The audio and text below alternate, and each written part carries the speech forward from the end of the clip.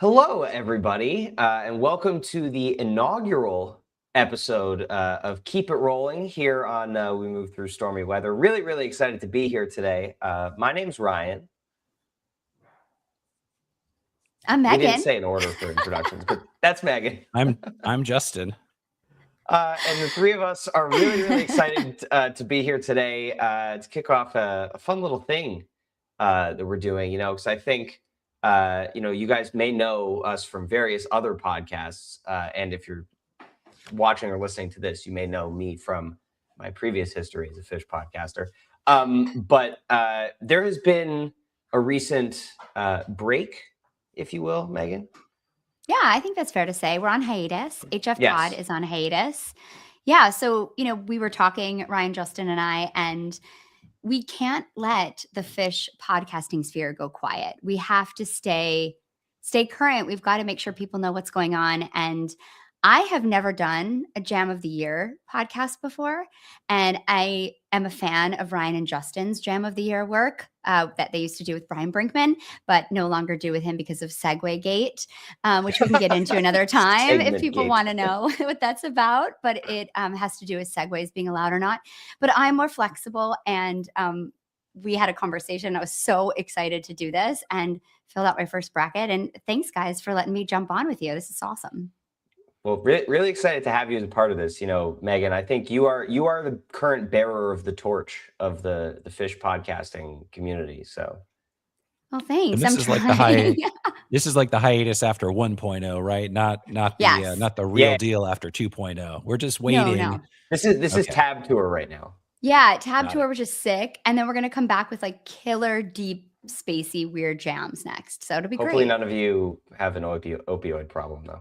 Yeah, well, we'll see, but hopefully not. Yeah, not quite. I think RJ is too busy coaching basketball. Brian's too busy like texting me jazz albums. So yeah, I think it's all good. There's a lot going on. There's definitely a lot going on. Well, we're here today, yes, as we mentioned, to talk about the Phish Jam of the Year 2025 bracket, which is currently just started over on Phish.net. So if you head over to the forum there, you can get involved. The first week of voting is currently underway. There are links over there to print out your own bracket, all the information. But how they do it over there is every week there are 4 matchups that you vote on, and you vote on it just by replying to a thread there. This first one, because of Mexico being this week, which, by the way, Phish plays tomorrow night. That's exciting. Yeah, I know, crazy. I've been prepping for this, and it kind of like hit me today. It's like, oh yeah, that's tomorrow. Like, I know, it seems like we just had MSG. Yeah, 4 weeks ago. Crazy. I'm pretty confident we're not going to get any Jodies from night 1 in Mexico or afternoon 1 or whatever it is. Trey, if you're listening to this podcast, prove him wrong, please. Seriously, just do it, Trey. Yeah, we love it. Do it, Trey. But anyway, because of Mexico and because it's hard for Phish fans to listen to 8 jams in 1 week while also digesting 4 new shows, the first week of voting is actually 2 weeks. And then beyond that, we will continue on through the end of the bracket, which is sometime in the end of May. But we are here today. We are going to talk about the first region of the bracket today, just the top left, which is the Bomb Pop region. And tomorrow, if you join us at 3:30 p.m. Eastern, we will be live and we'll be going through the rest of the bracket, just, scheduling, as it were. And yeah, it's hard to schedule this stuff in. Yeah. I mean, that's a big reason why HF Pod's on hiatus, to be honest. It's just hard. Right. And I think Justin may be the only one of the three of us who's known for brevity in podcasting and efficiency. Although not used to a live format as much as you two are. So we'll see. If I don't have a producer in my ear giving me rap cues when I'm like used to doing the weather at work, I could go on forever. So if I blather, just, give me like a hard rap or something. Okay, we'll jump in. Yeah. Well, before we get started, just some background on the bracket. Megan, I know you prepared some stats on this year's tournament. I did. Well, I just wanted to talk a little bit about 2025 in general, because I have something really exciting to report about 2025 Phish. Ooh. 2025 is the second highest number of over 20-minute jams of all time. Of all time. So behind there were 03 or 95? Nope, neither. 2021? Neither? Nope. 24. It is 1997. Yeah, that's 97. Oh. 97. So 97 had 41 jams, and this year, 2025, last year, had 40 jams, and 6 of those jams went over the 30-minute mark. So it is a really great year to like monster jams. And I want to just compare that to the last 2 years, 24 and 23. There were 27 over 20-minute jams in 24 and 26 in 23. So we're getting close, like they were getting closer. But Right.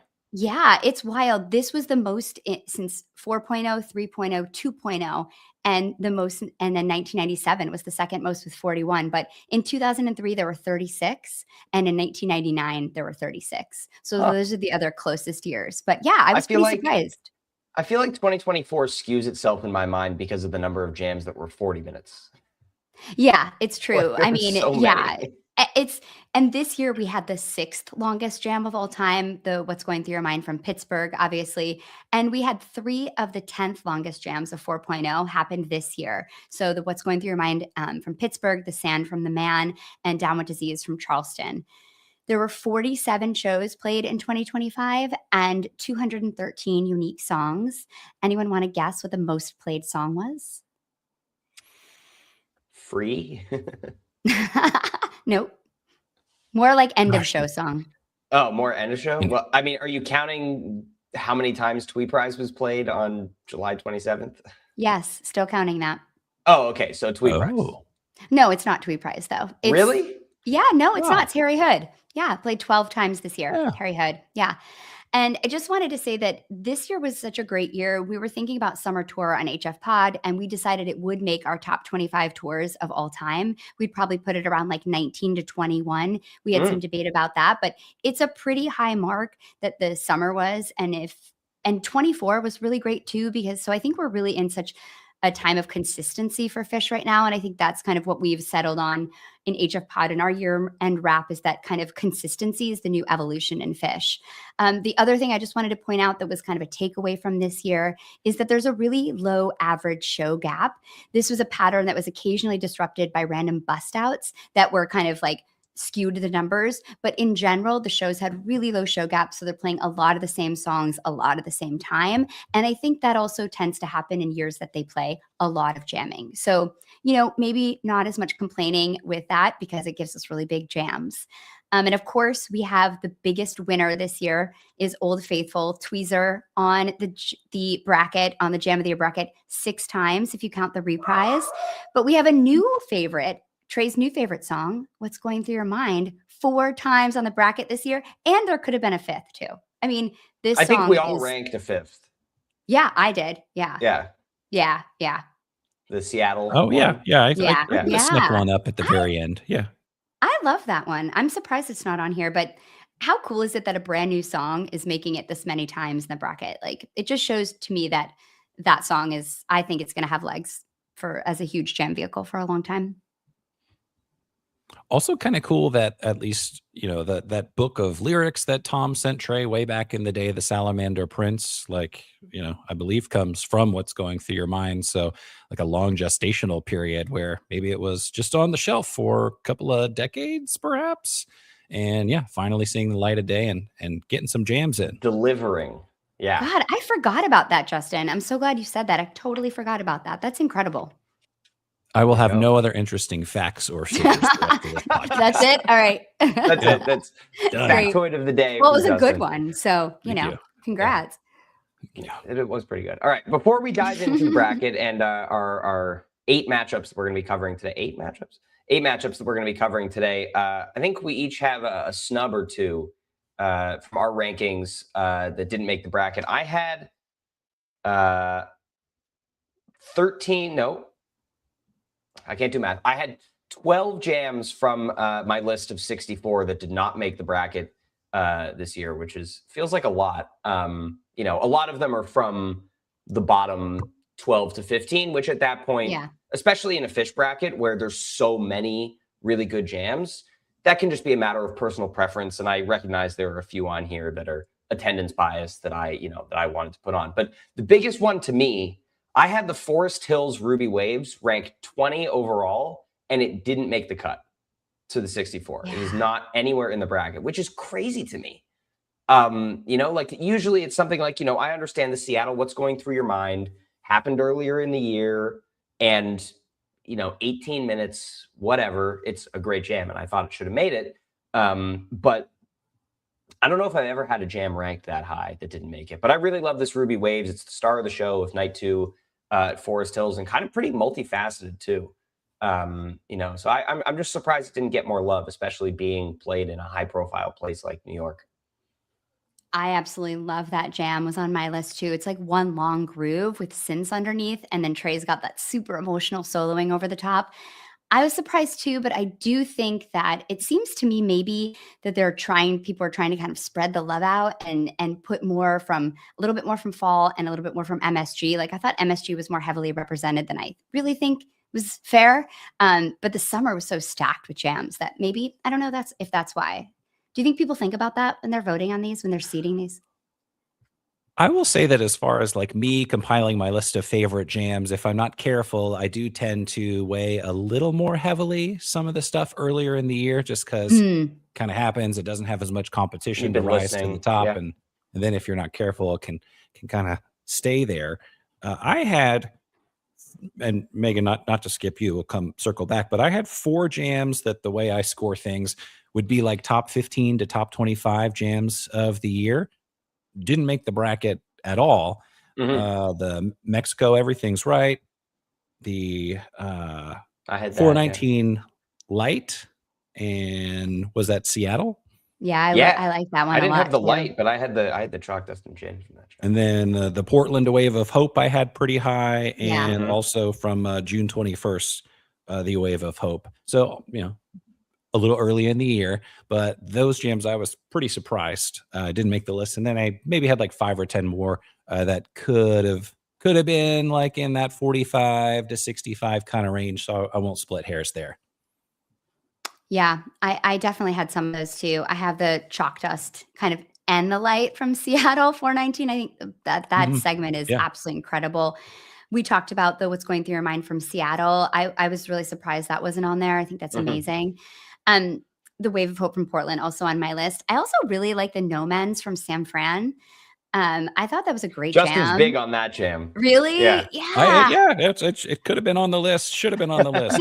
There's this like mournful tone that Trey's playing with, and these like sloping riffs. I think it's really unique. It sounds really, really beautiful, and I really like that jam. I really also like the Life Saving Gun from SPAC. I know that SPAC is like loaded with jams, but and it might be attendance bias, but it was I think you have some. I remember texting you during this show, and you were like losing it with that setlist call.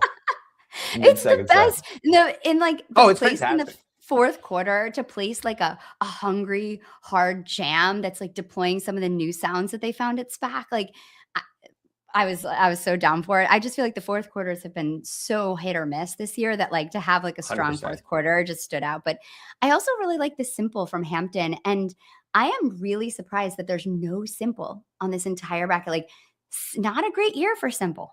I feel like it did have a down year. Yeah, I mean the Hampton one's super solid. But yeah, other than that, not a ton of standout versions of the song, which interesting. Yeah, interesting. Maybe we'll see it come back in 2026.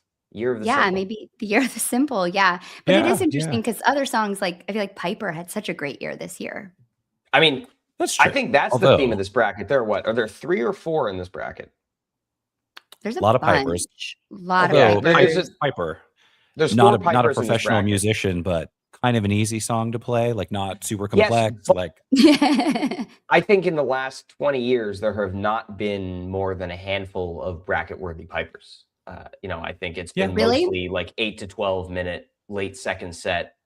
So to see so many this year, I remember Mexico last year, and I think we'll get rolling into the bracket after another couple of remarks here. But I remember after Mexico last year, it was immediately like that's the best Piper since SPAC 04. Like they haven't played it like that in 20 years. And so to then take it further through the whole rest of the year, and in my opinion, then play the best one on New Year's Eve, pretty cool. Cool. Yeah, I think I have 3 pipers in the top like 20. I mean, it's pretty awesome. There we go. Anything else from you guys before we dive into our matchups here? No, No, I since mean, I'm the one with the kid to pick up, I say let's roll. yeah, we could definitely go. The only thing I do want to say is, yeah, I don't know. I was a little surprised at the amount of MSG on here because I was at MSG and I think that the New Year's Eve show was so awesome, but leading up to that, we definitely were in feeling a little bit light on heavy jams, on good jams. Yes. So again, this is the Bomb Pop region. So this is what's being voted on right now. The first 4 matchups of this. Head over to the Phish.net forum to get involved. So our first matchup that we're going to talk about today, the 1 seed, number 1 overall. I think unanimous in this group, Jam of the Year pick, the Pittsburgh What's Going Through Your Mind from June 24th, up against the 16 seed Birmingham Cities from September 13th, which is the most represented show in the bracket. I think there are 5 jams from this show that made it, which is crazy. I mean, this is the Jam of the Year. This is winning it handily against the cities that is good. But I think, to me, I listened back to it the other day just to refresh myself on it. It sounds like if you ask ChatGPT what a 15-minute cities would sound like. Yeah, it didn't this I have 1 star on this in our like fall recap. It didn't like jump out to me as like a really amazing cities. When you listen to it, it sounds, yeah, just like an average great jam to me. The bass line that Mike has going on in this jam is unbelievable. He's so good in this jam, but that to me is really the only kind of standout thing about this jam. And, hard spot for it for sure. But I also didn't have this on my longer list. Mm-hmm. Yeah, I just listened to it like 30 minutes ago. I was like, oh yeah, let me refresh my mind. And this could be like a Q1 from fall tour. Jody, maybe like bracket member if we were really splitting things up further. The cities, I mean. But yeah, tough matchup. I mean, 42 minutes of what's going through your mind, and like 30 minutes of it is legit, dark, free, hooked up improvisation. Just resisting the urge to travel in like rote, kind of half peaky pathways, and just kind of like staying in the muck more often than Yeah. not. That's something that usually attracts my ears a little bit. Like I have a clip, if you guys don't mind me playing it. This is Yeah. around the 25-minute mark. This is an audience recording. Thank you, Taper. But this is Mike kind of keeping things from getting like too overtly peaky and too overtly bright so the jam could keep going. Mm-hmm.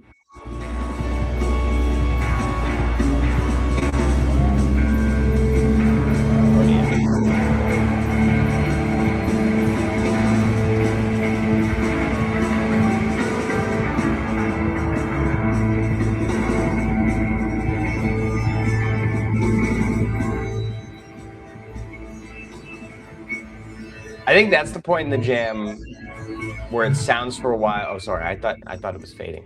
They're 30 seconds each. I promise they're not long. My bad.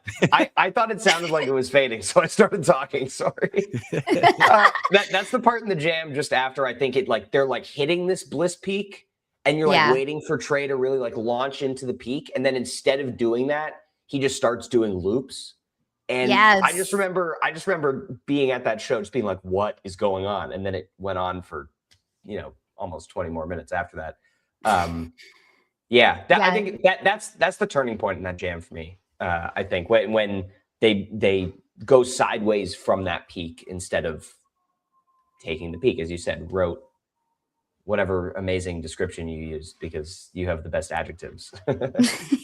Yeah, I feel like that peak when you can hear them find the kind of discordant shredding sounds, which adds so much depth to the climax. And then it just spins the jam out in this darker direction. It's so great. And I think that's what we're always looking for in a jam, right? You're looking for them to not do what's expected and then keep not doing what's expected and like follow that. And that is so incredible in this. And it has that really narrative soundscape feeling to it where you can completely get lost in this jam, have no idea what song they're playing. And then it's got that like evil machine winding down ending. And to me, it felt like just so exploratory and so rich. And I think is really indicative of what Phish is doing so well right now, which is really, really sophisticated texturing and also finding ways to add depth to traditional peaks. And it's just, it's incredible. Longest jam since the Greek tweezer in 2023. So Hell fun yeah. stuff. Full agreement. Amazing. Yeah. Agreed. I think we're all in agreement here. If you do not like kind of in the weeds effects based, like we're going to zag instead of zig type Phish, I would understand if you're like, nah, it's not my thing. There's not like a memorable melody that I'm humming the next day. Like I Yeah. get it. But if you're into them, stepping off the ledge and getting weird, they did it for a half hour. Did Yeah, they ever? absolutely. It's definitely not melodic, which is kind of interesting because I feel like there's a lot of really great melodic jams this year, but that one is not it, and I'm here for it. Yeah. All right, our next matchup, second matchup here, the 8 seed SPAC Piper from July 25th up against the 9 seed Columbus Wave of Hope from July 9th. This is kind of a less exciting. I mean, not that the first matchup was exciting in terms of jams against each other, but I didn't rank the Piper, and I had the Wave of Hope at 41 overall. So not a super exciting matchup for me. I know. So this Piper is like incredible. It's like God mode Trey and insane, but it's what, like 12, 13 minutes long? Yeah, 12 minutes. 12 minutes long. And so like I would understand if this was like it made it onto the bracket as like a 14 seed, it was SPAC, part of an incredible set. 8 feels a little generous. I like this Wave of Hope. I think it does more. As being ranked 41, it's not, an insane groundbreaking jam, but I think that it also has its own little God mode Trey section towards the end when he plays the best David Bowie peak that Phish has played in like 20 years. So, points for that. But this is a powerhouse jam here. Both of these are really, but I go Wave of Hope here because I think it has more going on. Justin, why don't you jump on? Because I have a different opinion. Yeah. So I want you to go, Justin, first. And either one's getting steamrolled by what's going through your mind in round 2. Exactly. So it doesn't really matter. Yeah, that's true. I should check myself because I actually agree pretty wholeheartedly with Ryan. I think that Whoa, watch out. I mean, we're talking about a 12-minute Piper, and yeah, Trey's a bit shreddy, and they do have some pace, which is great, which is nice. But a Wave of Hope, it's 26 minutes.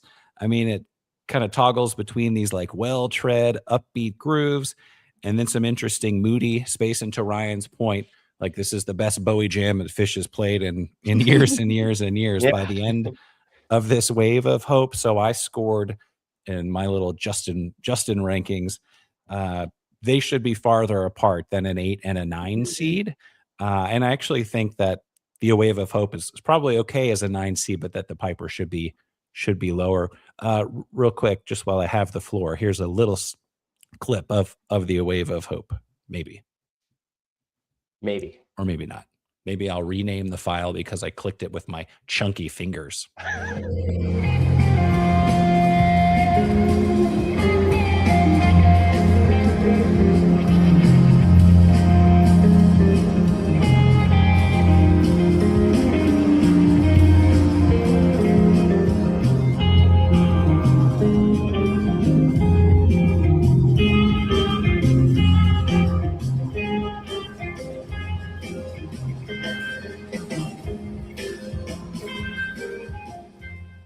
So it's kind of interesting sonic space, and you can feel them gathering Amazing some Trey and momentum toward the tail end there.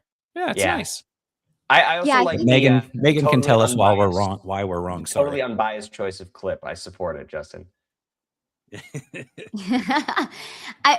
jam is great. I think that the echoing between Trey and Mike during that section at like 18, 19, 20 minutes, they're playing these descending riffs. That's really, really cool.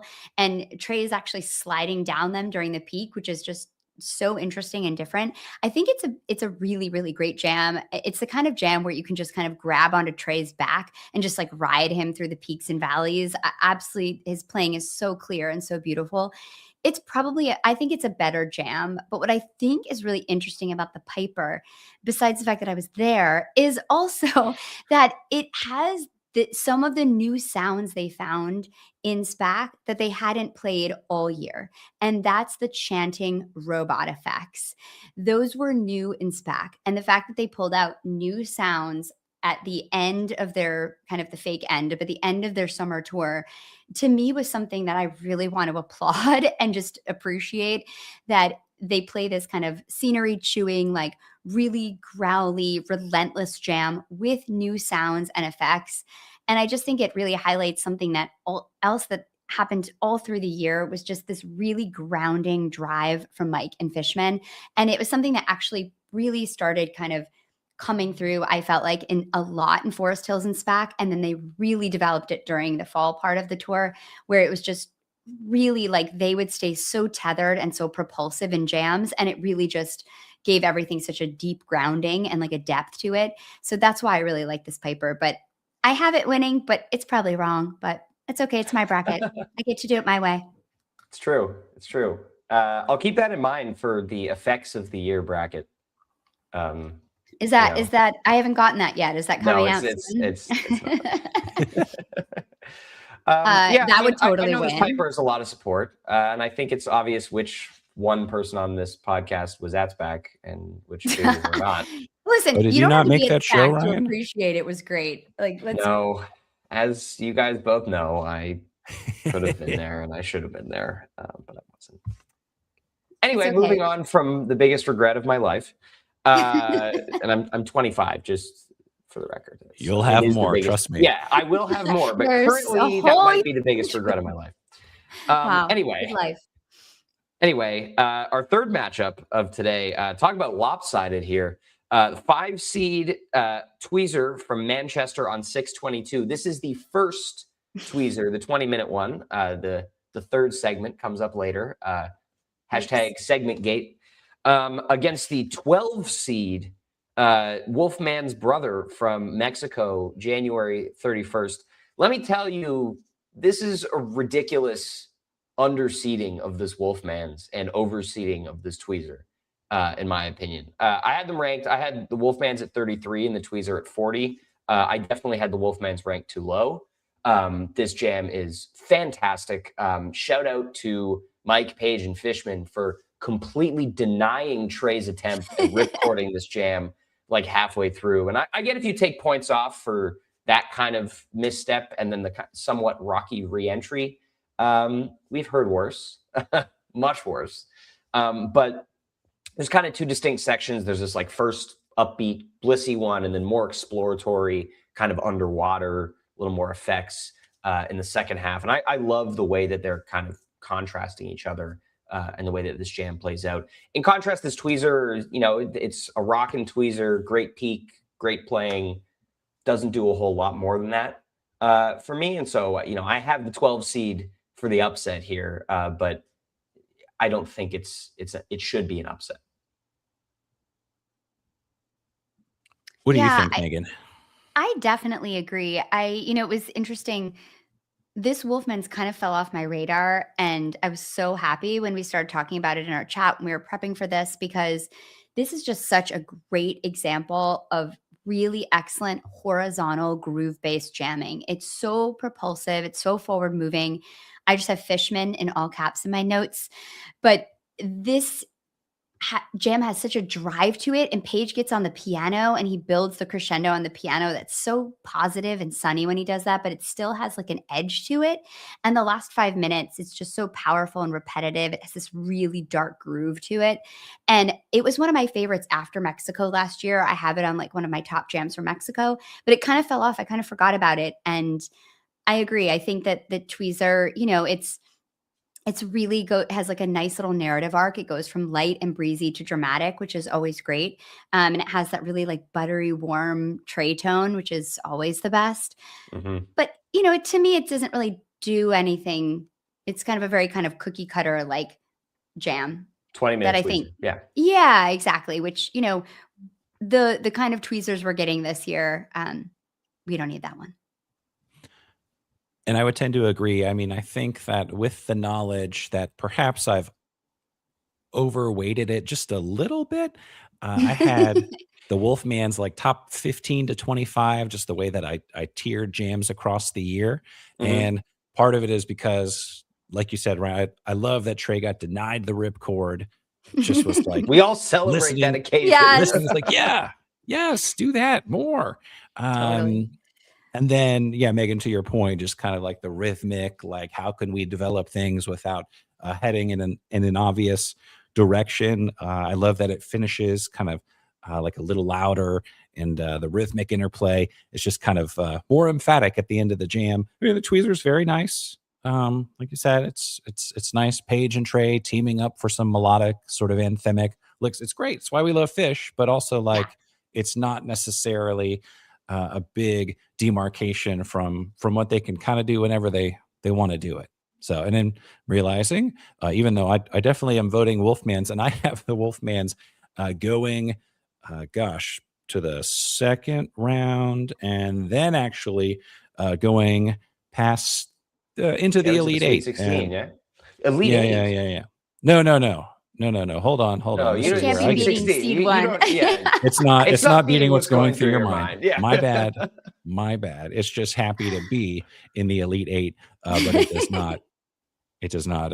It does not get past the Sweet 16. It sniffed the Elite Eight. I gotta list. I gotta pay attention to more college basketball, not just Jody's in the beginning of the year. The reason why I know the names of the rounds here. I Yeah, know yeah, I should- was like that was a real moment when Ryan Storm was teaching me about like how to do a sports bracket. I was like, what has Right. become of my life? Whoa. Like, honestly, A jam bracket based on a sports bracket. yeah, but it's a sports bracket. We're just putting Technically. jams in it. But yeah, Yeah, yeah.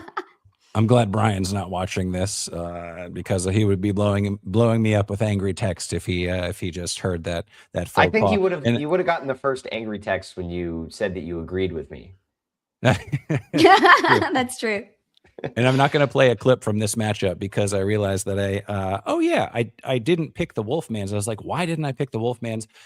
There's not an audience recording on phish.in, so we'll just scoot past this matchup in the interest The of time. classic conundrum of, that does happen also, by the way, contributes to why Mexico jams often get seated lower than they should, good point. because there are participants who do not have live Phish and then Right. don't, put in effort to listen to the Mexico jams and are just like, I'm not going to rank these because there's no tape. And That then makes they sense. get Yeah. ranked a 12 seed. So the obvious exceptions to this being the Chalk Dust and Wave of Hope last year, because you can't ignore those. Can't. Touche. Definitely not.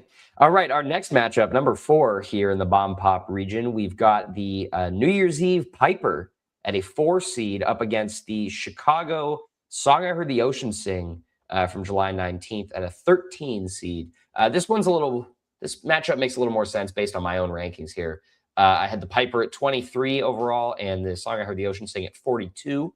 I like this Song I Heard the Ocean Sing a lot, living up to its name by very underwater kind of vibe, very exploratory here. Great spaces. And, again, just kind of like effects, soupy, ocean floor type of vibe, which I love when they get into in that song. Wish they kind of went big on it more often. But Yeah, this me too. Piper is my favorite Piper of 2025.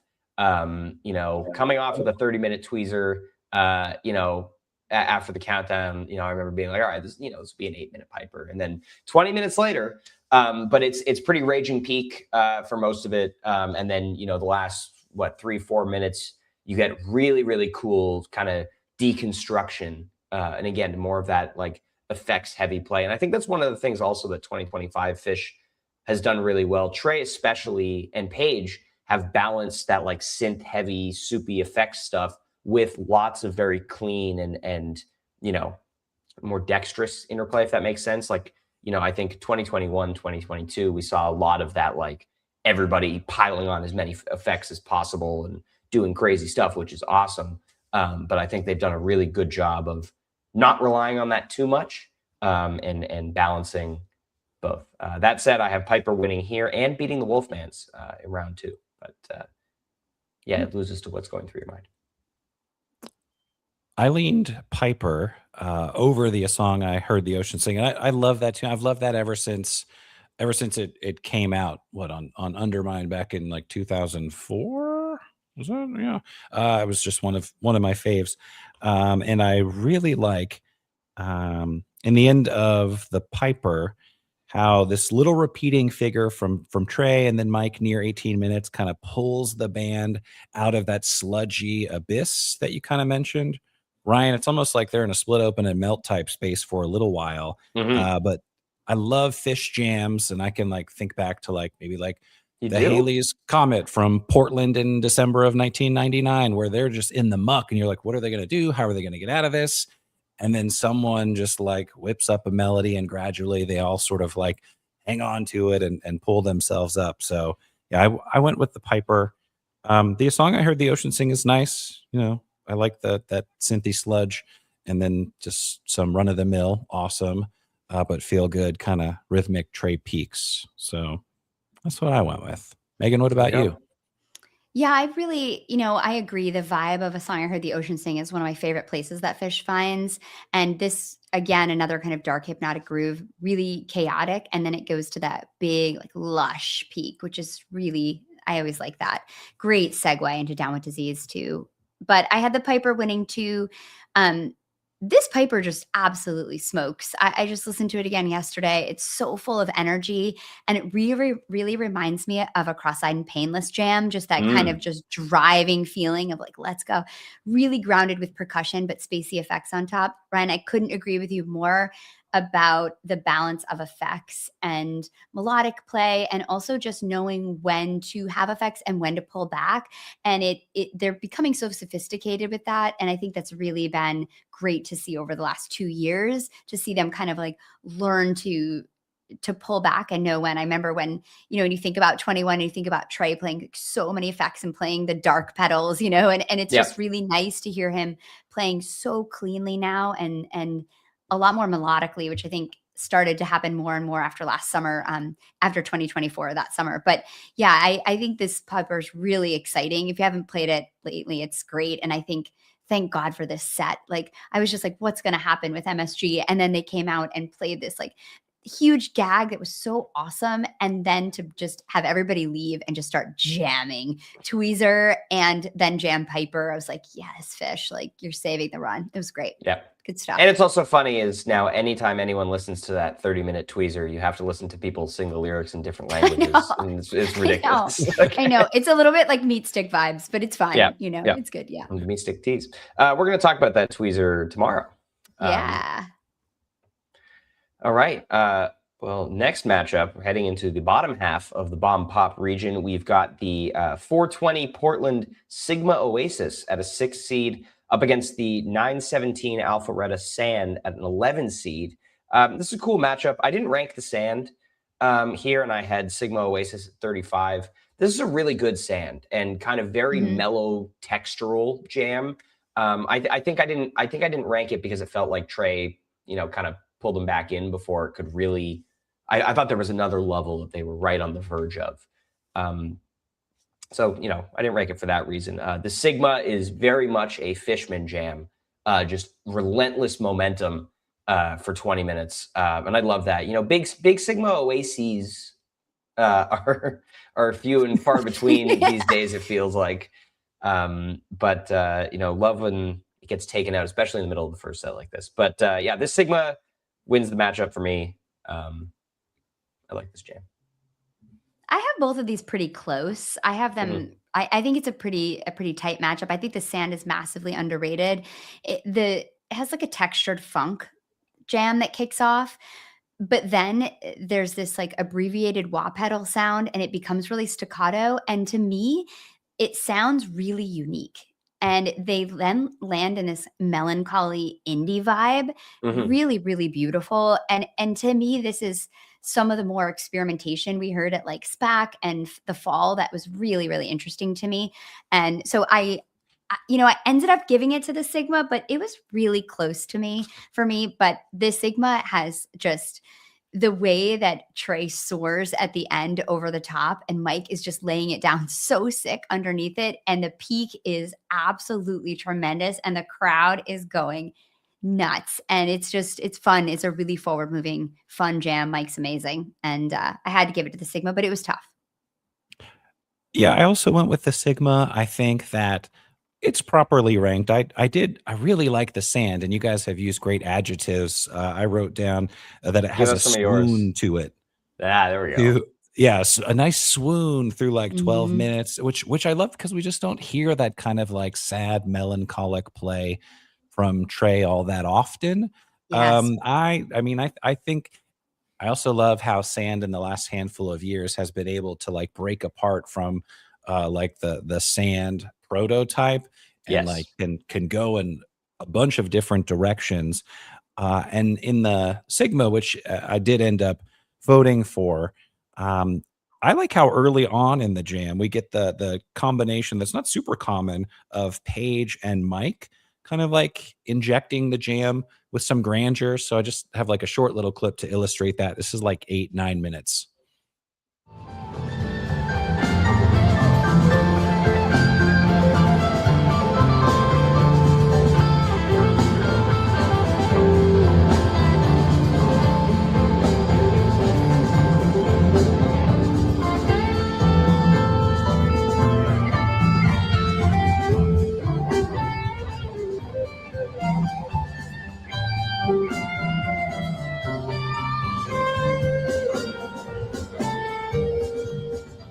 I'm a sucker for whenever Mike just is feeling it and like playing melodically and just kind of like not afraid to be like, hey, here's what I have to say. I want to be 25% of Phish too right now. Same. Yes, Mike. Yeah. Turn Mike up. People for a louder mic. Come back. Always. Yeah. No, I agree there. All right. Our next matchup here at a 3 seed, the 7-18 Chicago. What's going through your mind? Up against the 14 seed 2-1 Mexico Cross-Eyed. I had the what's going through your mind at 15 overall, and so slightly overseeded by my rankings, but I'm very okay with where it ended up. And the Cross-Eyed at 61. This what's going through your mind is just phenomenal. There's that shift that happens at like 17, 18 minutes or so when they just like kick into peak mode. And then from there, it's just ridiculous for the last, 10, 11 minutes, back half of this jam. Not that the front half is a sludge, but the real magic happens on the back half and kind of starting with that pivot. I love this jam. I have it making winning the first 2 rounds here. But yeah, I'll let you guys go into more detail there. But Yeah, I have it going into the second round, the what's going through your mind. I think that the Mexico Cross-Eyed is ranked way, way, way too low, actually. I have these scored pretty similarly. Like they oh, would be like Really? top 30. Yeah, and again, maybe I'm just enamored with early year Phish, and I'm like I need to circle back. But I love that in the Cross-Eyed, like the demented upbeat tones, and then we get into some guitar hero sizzle. But I think it's just like unique enough that it really grabbed my attention. Um, but that what's going through your mind at the end is like, oh, this sounds like Zeppelin. This sounds like Moby Dick. Is it Moby Dick? And then it's like, no, it's like practically Isabella. So they get into that like bluesy yeah. space, which we've Yeah. heard and is incredibly fun in the moment and is great. And I'm voting for this jam. But I just kind of like how grooving and exploratory I think this what's going through your mind was maybe a little earlier in the jam too. Yeah, I was looking at these notes, and this was the longest show gap for what's going through your mind. They hadn't played it in 7 shows, which for Trey was like Gasp. a big deal because Trey loves this song. But yeah, I think this peak is so emotional, and I really love the Hendrix style playing in here, and I love how it gets gnarly and dark. It has that scenery chewing, stomping, just big monster energy, and a really quick segue into Cross-Eyed. And which is funny because then we're talking about it's up against a cross-eyed. But Yeah. this cross-eyed got a little lost for me throughout the year. I did have it ranked from my Mexico. It was one of my favorites, but it's really interesting right away, and it has that kind of layered texture and depth, and it has this kind of dystopian noise jam right away. And then they've got this really, really deep bass line, which leads them into that demented funky town tease, which is really cool. And then that kind of breaks down, which was really fun. It had that kind of like on the beach, we're jamming weird, but we're still fun, you know, it's like Mexico vibe. But yeah, it kind of fell off. I forgot about it a little bit. But I have the What's Going Through Your Mind here too. And I have that Beating the Sigma, which was great. I was like, what if it could be a What's Going Through Your Mind against a What's Going Through Your Mind in the last 8, but it didn't happen. But And then, I thought that would have been there's fun. there's a buzzsaw 2 seed in this region too. Yeah, exactly. All right, our second to last matchup here today, the 7 seed 1229 Wave of Hope up against the 10 seed 627 Austin Fuego. Now, let me tell you about lopsided in the other direction. I had this Wave of Hope ranked 52 overall, and I had this Fuego at 21. You know, I love huge, long tray peaks as much as the next person, but I feel like this Fuego, as part of this giant 1-2 punch with the Golden Age that happened on that second set in Austin, I think there's just so much more interesting play from all 4 of them happening in this jam, and the fact that it's a 10 seed is a little bit crazy to me. But I know that people are pretty gaga over this Wave of Hope, which, I mean, I was in the room while it happened. It was pretty awesome. But I think in the grand scheme of Jam of the Year, this is a similar effect to the SPAC Piper, where it's like ginormous peak that goes on for a while, sustains a lot of energy. And so people kind of latch on to that, which, you know, people love that shit. I also love that shit. But I love exploratory jams more. And that's why I have this Fuego rank so high. Megan, why don't you go first? I'm interested to see if you agree with Ryan or disagree with Ryan about the Fuego. I disagree. I love this Wave of Hope. I think that it had the dark, repetitive rock riff that Trey's playing at the beginning, and then the band echoes it and builds on it, and it leads to just an absolutely tremendous crescendo and a really satisfying return to the chorus.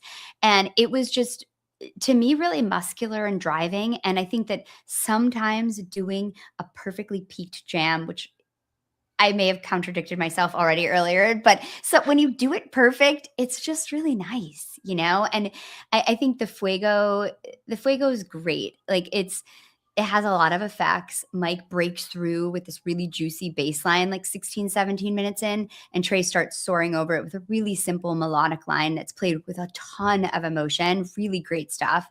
And it has like one of those really big sustained peaks. Trey was really into doing sustained notes this year in a way. A lot of times he was hitting those during peaks. And then it has that expert drop back into Fuego, which is so satisfying because I think, you know, Trey doesn't always nail that, but he really nailed it here. So I get it. I think the Fuego is great. You know, I didn't get to listen to these back to back, which I kind of am regretting that I didn't get a chance to, but I still went for the Wave of Hope. What did you do, Justin? What did you I agree with you. I went with the Wave of Hope, the way that I have Right. them scored. It's not super close.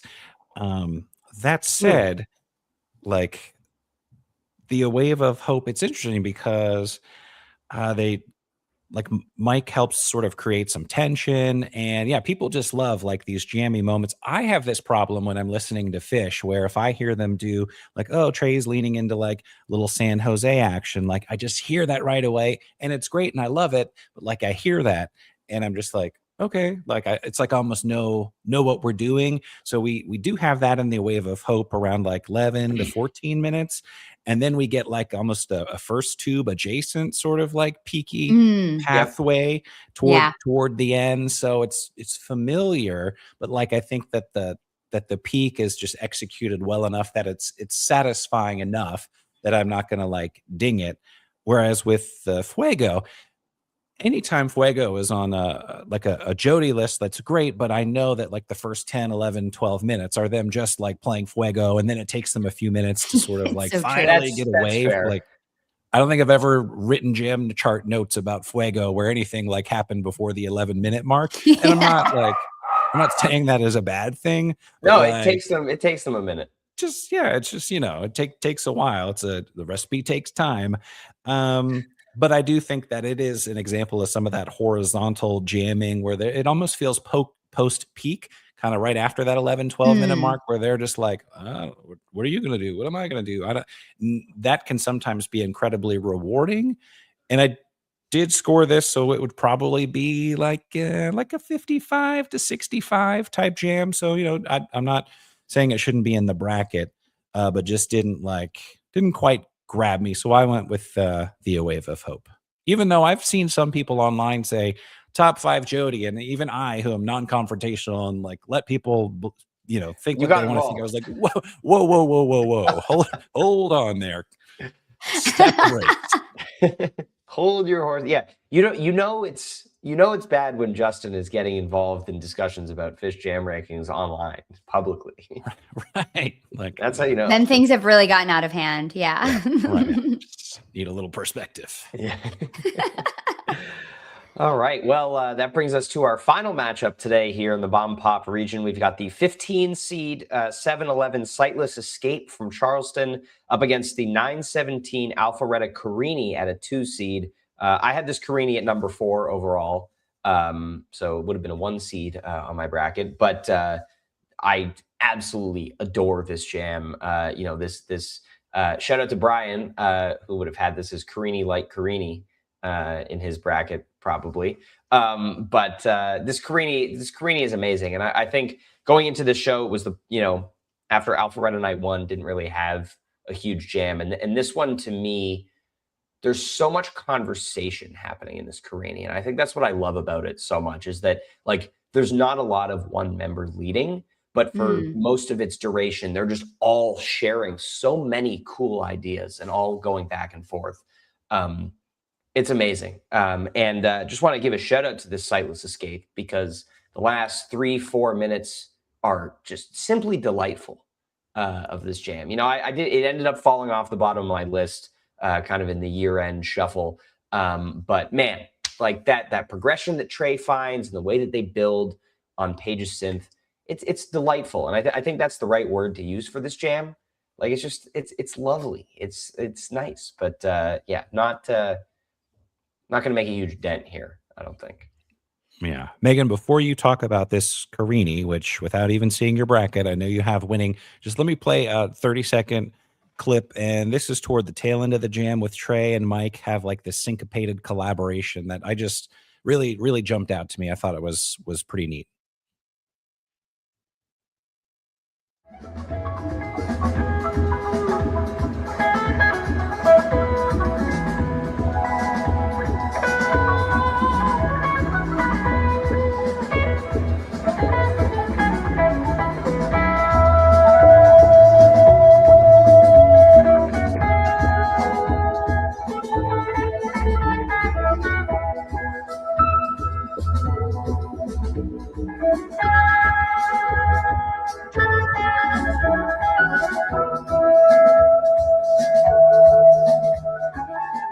Like, it's not that often that 21 minutes into a jam, you have that patience where we're not just like pressing toward a peak. So I thought that was kind of notable. And I have that. It's probably like between top 10, top 15, somewhere in that upper echelon. So obviously I went with the Carini, but sorry, Megan, do you agree?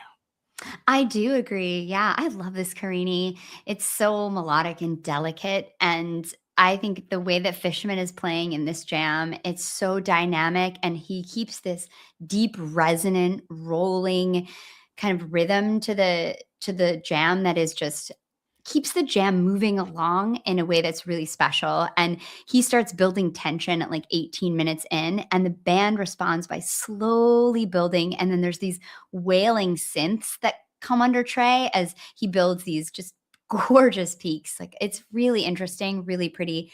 I have this going pretty far. I have this going to to the Elite Eight, I believe, as they say. Yes. And I really love it. The Sightless Escape didn't really hit me much when it happened. I think it's exciting because it's the fourth time played. It goes to the fourth song, doesn't come out that much. This is the second time it came out this year. It had like a type 1 jam in Mexico, and then it kind of gets played again and it pushes out to 17. So it's kind of exciting. Maybe that's why it's on there. It's really echoey, really pretty. I agree with what you said, Ryan. But to me, I don't know that it necessarily needed to be on the Jam of the Year bracket, but good for you, Sightless Escape. Yeah, you made the bracket. Nice work. Yeah, I mean, I'm with you there. And yeah, my bracket for this region looks like the chorus of what's going through your mind a little bit. If I can, wait. Exactly. Okay, it's not working, but it's mine. Yeah, so does mine. It's just like the little staircase down. I know. I just also love that there's this new song that's just monster jam vehicle. Like, yes, love that. Well, we did it, guys. We got through a region. This is it. This is the bomb pop region in 55 minutes. 55 minutes time, less than that, really. So I'm excited to go through the rest of the 3 remaining tomorrow. And I feel like when you're in the top left region, obviously your 1 seed overall is going to hopefully like march on through without any issues. But we'll see how contentious things get in the other regions tomorrow. Yes, I'm very excited. Thank you everybody for joining us this afternoon. It's been a pleasure to start talking through the Phish Jam of the Year bracket here. And yes, as we have mentioned, we'll be back tomorrow at 1:30 p.m. Mountain, 3:30 p.m. Eastern. Sorry, I'm in the Mountain time zone right now, so usually it's easier to just say what the time is where I'm going to be. 3:30 p.m. Eastern tomorrow as we go through the other 3 regions of the bracket. It might be 3 hours long. We're going to try to not make it 3 hours long, but we got a lot to talk about. You don't tell people that it's going to be a super long podcast, Ryan. You just tell them, like, join us. Again, at this point, Megan, I feel like most of the people watching this have watched any of us podcasts before. So that's true. That's true. We like to talk about jams. Little known fact. Well, thank you everybody for joining us for the inaugural episode of Keep It Rolling. We're very excited to see you again here tomorrow to talk about more of our favorite jams of last year. Enjoy the rest of your day. We'll see you then. Thanks, everyone. Thanks. Bye-bye.